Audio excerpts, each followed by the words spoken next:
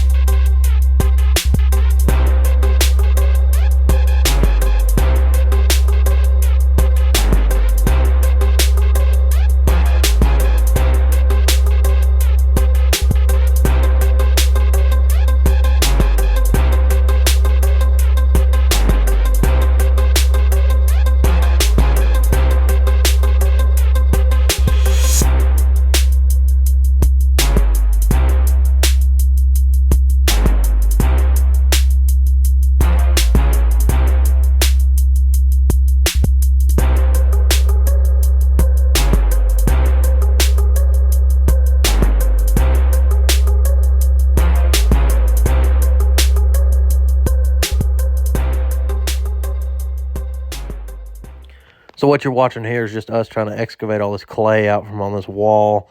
The 331 did pretty well. We had some hand digging. It was sticky as wet as clay because it was just holding water. So in a second here, I'll explain what we got going on and what we're going to do to fix it.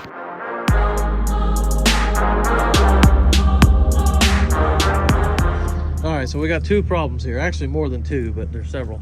This gutter right here was put together with 10-foot sticks of pipe. So every 10 foot there's a joint and that just dumps water out. Second problem is no waterproofer at all, which we knew was here, but that is a big problem. And then another problem we found, this wall is just sitting on the concrete patio instead of on a foundation below grade of the patio. So all the water that hits this just goes straight underneath the block and out on the patio. So once we waterproof it and put it in our French drain, that'll take care of all of it. So then here you just see me digging out the ditch to run the French drain, the yard drain, and the gutter out. And there's actually a rise in the dirt, so I had to go real deep right here to make sure we had enough fall. But then we're about where the excavator is on out, it drops quick.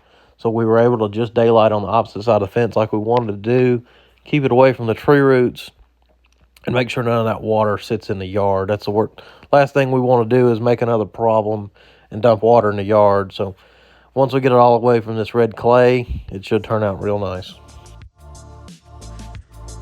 All right, yard drain's in, gutter pipe's in, French drain tees in with the yard drain. Wait on that to dry and for it to get above freezing so we can waterproof it. Then we'll come back, install the French drain, blow out this dirt, smooth this out, and we'll be done. Just need the weather to cooperate, and this ought to work beautifully.